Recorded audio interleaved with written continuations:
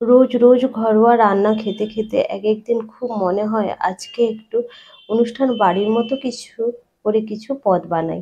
তাই আজকে আমি একটা অনুষ্ঠান বাড়ির মতন করে একটা পদ বানিয়েছি এবং সেটাই আপনাদের সঙ্গে শেয়ার করব। দারুণ। অবশ্যই ভিডিওটা প্রথম থেকে শেষ অবধি কন্টিনিউ করার চেষ্টা করবেন, স্কিপ করবেন না কোনো কিছু। তাহলে কিন্তু আপনারা অনেক জিনিসই ছেড়ে যাবেন আর মনে হবে রান্নাটা তো সেই মনের মতো হলো না। তাই আমি আপনাদেরকে অনুরোধ করব নিখুঁতভাবে সমস্ত রান্নাগুলো দেখবেন এবং সমস্ত টিপস অ্যান্ড ট্রিক্সও এর মধ্যে থাকে, সেগুলোও পেয়ে যাবেন। দেখতে দেখতে বসন্তকাল কিন্তু আমাদের চলে এসেছে। বসন্তকালে পলাশ ফুলের সঙ্গে সঙ্গে আমি কিন্তু বসন্তকালে যেটা খাওয়ার সবথেকে বেশি জরুরি সেটা হচ্ছে সজনে ডাঁটা। সেটাও আজকে আমি রান্না করব। আর পলাশ ফুলের গাছগুলো দেখুন পুরো ভরে ভরে ফুল হয়েছে। আমার ফ্ল্যাটের পাশেই এই গাছগুলো আছে। তো আমি আপনাদের সঙ্গে সেটাও শেয়ার করলাম। আর এখানে আমি সজনে ডাঁটাগুলোকে এইভাবে বাইরের যে ছালটা থাকে সেটা ছাড়িয়ে দিয়েছি। দিয়ে আমি এটা পুরো সমস্ত সজনে ডাঁটা দিয়ে আমি দুটো পদ বানাবো। তো যেহেতু অল্প অল্প সব কিছুই হবে তাই এই 4টে ডাঁটাই আমার কাছে সাফিসিয়েন্ট। তো এখানে কুমড়ো একটু এক ফালি নিয়ে এসেছিলাম, তো সেটাকে দিয়ে আমি ঘন্ট বানাবো। তো কুমড়োটাকে আমি এভাবে ডুমো ডুমো করে কেটে নিয়েছি আর এখানে সজনে ডাঁটাও নিয়ে নিয়েছি। এবার আমি আলুগুলোকে এইভাবে ছাড়িয়ে নেব। আলু খুব একটা ছাড়াতে হয় না, যদিও তো এখন যেহেতু নতুন আলু তো সেখানে ছাড়ানো খুব একটা প্রয়োজন পড়ে না, তাও আমি একটু ছাড়িয়ে নিয়েছি। এবার ঘন্টর জন্য আলুর সাইজটা এইভাবে করে নিয়েছি। এরপর আমি নিয়ে নেব যেটা সজনে ডাঁটা, যে অল্প পরিমাণে একটু তুলে রেখেছিলাম। এটা আলু, সজনে ডাঁটা, শিম, বড়ি, বেগুন সমস্ত কিছু দিয়ে একটা খুব সুন্দর আমি ঝোল বানাবো, ঝাল বানাবো, যেটা আমার খুব ফেভারিট এবং এটা গরম ভাতের সঙ্গে আমার খেতে দারুণ লাগে। তো আপনারাও এইভাবে বানিয়ে খেতে পারেন। অবশ্যই এটা হেলদিও। তো আমি এখানে সর্ষে বাটা ব্যবহার করেছি, আপনারা না চাইলে কিন্তু নাও ব্যবহার করতে পারেন, সেটাও আমি আপনাদের বলে দেব। তো শিমগুলোকে এইভাবে দুভাগে ভাগ করেও নিয়েছি। তো এরপর আমি আলুগুলো কাটবো পটলের জন্য। তো পটলটা যেহেতু আমি এটা অনুষ্ঠান বাড়ির মতো করে বানাবো, তাই পটলগুলোকে আমি ওপর থেকে, এখন তো পটলগুলো নরমই থাকে প্রায়, তো সেজন্য বীজও খুব একটা বেশি হয়নি। পটলগুলোকে ওপরের আঁশটাকে তুলে নিয়েছি, তুলে নিয়ে এইভাবে আমি এরকম পাতলা পাতলা করে কেটে নিয়েছি। আর দেখুন এখানে একটা নারকেল সেদিন এনেছিলাম, একটু থেকে গেছিল। তো সেই নারকেলটাকে আমি এইভাবে তার ওপর একটু সেঁকে নিয়েছি। ওই নারকেলের যে বাইরের খোলটা থাকে ওটাকে গরমে একটু সেঁকে নিয়েছি। সেঁকে নেওয়ার পর দেখলাম আলগা হয়ে বেরিয়ে এসছে। এই ভিডিওটা আমি অনেক জায়গায় দেখেছি যে এইভাবে নাকি একটু তলাটা সেঁকে নিলে এইভাবে নারকেল সুন্দরভাবে বেরিয়ে আসে। তো এরপর ওখানে আমি বাইর ছালটা বাদ দিয়ে দিয়েছি নারকেলের, তো শক্ত যে ছালটা দিয়ে। এরপর আমি বড়ি কটা নিয়ে নিয়েছি, 4 থেকে 5টা বড়ি আমি ভেজে নিয়েছি এবং বেগুনগুলোকে আমিও ভেজে নেব। বেগুনগুলো ভাজা হয়ে গেলে ওই তেলের মধ্যে আলু যেগুলো কেটেছিলাম লম্বা লম্বা করে, আলু, এখানে শিম, এগুলো ভেজে নেব।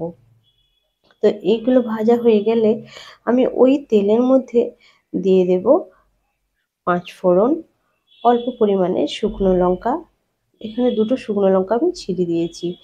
এরপর সমস্ত ভেজে রাখা সবজি আমি দিয়ে দিয়েছিলাম, কিন্তু আমি এখানে একটা ছোট্ট ভুল করেছিলাম, তাই সঙ্গে সঙ্গেই আমি উঠিয়ে নিয়েছি।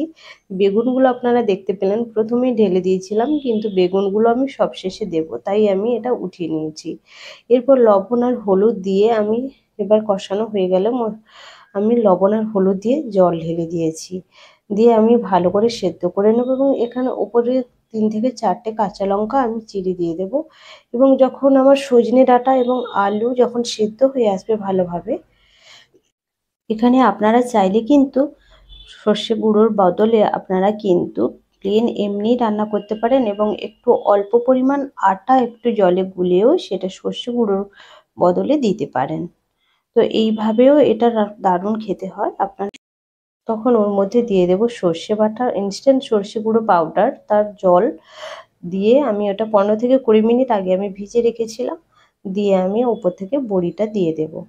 দিয়ে আমি এবার একটু ভালো করে ফুটিয়ে নেব সমস্ত কিছু।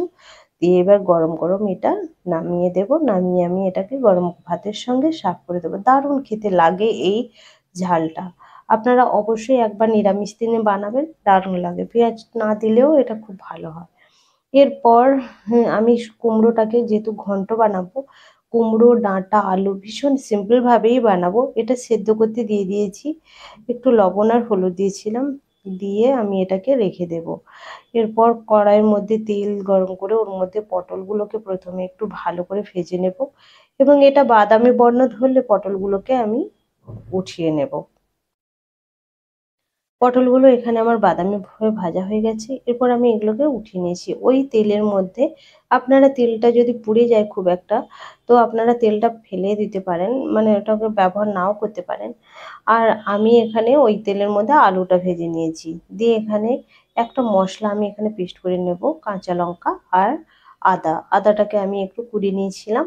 আর ওর মধ্যে আমি অল্প একটু পোস্ত দিয়েছিলাম, সেটা আপনাদেরকে দেখানো হয়নি, সরি। তো এরপর আমি ওই তেলের মধ্যে গোটা গরম মশলা, তেজপাতা দিয়ে আমি ওর মধ্যে ওই যে যে মশলাটা আমি বেটে রেখেছিলাম ওটা আমি দিয়ে দিয়েছি। এরপর ওর মধ্যে একটু কালার আপনারা এইভাবে রাখতেও পারেন, না যদি রাখতে চান তো আমি ওর মধ্যে অ্যাড করেছি একটু হলুদ গুঁড়ো, আর এখানে দিয়েছি কাশ্মীরি রেড চিলি পাউডার, এটা পরিমাণ মতো। আর এখানে একটু ভাজা মশলার মধ্যে 5 ফোড়ন, যেটা আমি নিরামিষের জন্য সব সময় বানাই। তো এর ভিডিও আগেও আছে, আপনারা দেখলে দেখতে পারেন। তো এখানে 5 ফোড়ন, জিরে, গোলমরিচ, গরম মশলা গোটা, এলাচ, লবঙ্গ, দারুচিনি সমস্ত কিছু দিয়ে সবশেষে একটু অল্প পোস্ত গোটা দিয়ে এটাকে আমি ভেজে তুলে রেখেছিলাম। এই এবং এটা ড্রাই রোস্টেড করে রেখেছিলাম। দিয়ে আমি এবার সমস্ত সবজিগুলো আলু পটল দিয়ে ভালো করে কষিয়ে নিয়ে মশলার সঙ্গে ওর ওপর থেকে দিয়ে দিয়েছি নারকেলের দুধ। নারকেলের দুধটা আমি নারকেলটাকে পেস্ট করে নিয়েছিলাম, এরপর গরম জলে ফেলে দিয়ে নারকেলের দুধটা বের করে নিয়েছি। এখানে দেখুন আমি এত ভুলো মনা যে আমি কিন্তু উম, লবণ দিতেই ভুলে গেছিলাম, তাই আমি একটু লবণ দিয়ে ওটাকে ভালো করে ফুটিয়ে নিয়েছি। তো এরপর আমি একটা তড়কা প্যানের মধ্যে 5 ফোড়ন, শুকনো লঙ্কা, তেজপাতা আর অল্প একটু আদা বাটা দিয়ে আমি কিন্তু ওই ঘন্টের মধ্যে অ্যাড করে দিয়েছি। আর নামানোর আগে ওই ভাজা মশলাটা একটু দিয়েছিলাম। এখানে আমার আলু পটলের তরকারিটা কিন্তু রেডি হয়ে গেছে। হ্যাঁ, আমি এখানে একটু মিষ্টি অ্যাড করছি। আপনারা চাইলে কিন্তু চিনি বা বাতাসা অ্যাড করতে পারেন। আমি এখানে মিষ্টি হিসেবে অল্প গুড় এখানে অ্যাড করছি। কারণ চিনি বা বাতাসা আমার বাড়িতে খুব একটা এখন হয় না। আগে তাও যদি বাতাসা হতো, তাও আবার আমার হাজব্যান্ড বাতাসাও খেতে না বলেছে। তাই আমি এখানে গুড় ব্যবহার করেছি। তো এখানে আমি গরম গরম রান্নাটা আমার কমপ্লিট হয়ে গেছে। তো আমি গরম ভাতের সঙ্গে সমস্ত কিছু আমি সার্ভ করে দেব। কেমন লাগলো অবশ্যই কিন্তু আমার ভিডিওটা কমেন্ট করতে ভুলবেন না। আর যদি ভালো লেগে থাকে অবশ্যই প্রচুর প্রচুর শেয়ার করবেন, এবং ছোট্ট করে একটা লাইক বাটন ক্লিক করে আমাকে লাইক দিতে ভুলবেন না। হ্যাঁ, আর যদি না ভালো লাগে ডিসলাইকও করে দিতে পারেন। তো এইভাবে নিত্য নতুন অনেক রেসিপি আপনাদের সঙ্গে আমি শেয়ার করব। আপনারা অবশ্যই আমার চ্যানেলে প্রচুর প্রচুর শেয়ার করে আমাকে আমার পাশে থেকে আমাকে সাপোর্ট করার অনুরোধ রইল। তাহলে আমি অনেক নিত্য নতুন রেসিপি আপনাদের সঙ্গে শেয়ার করতে পারবো। না হলে আমার ইচ্ছে করে না, এক একবার ইচ্ছে করে যে আমি ইউটিউবে আর ভিডিও করব না। কিন্তু দেখুন আপনাদের আবার যখন ভিউজ পাই বা ছোটোখাটো এক আধটা যদি কমেন্ট পাই, তখন কিন্তু আবার নতুন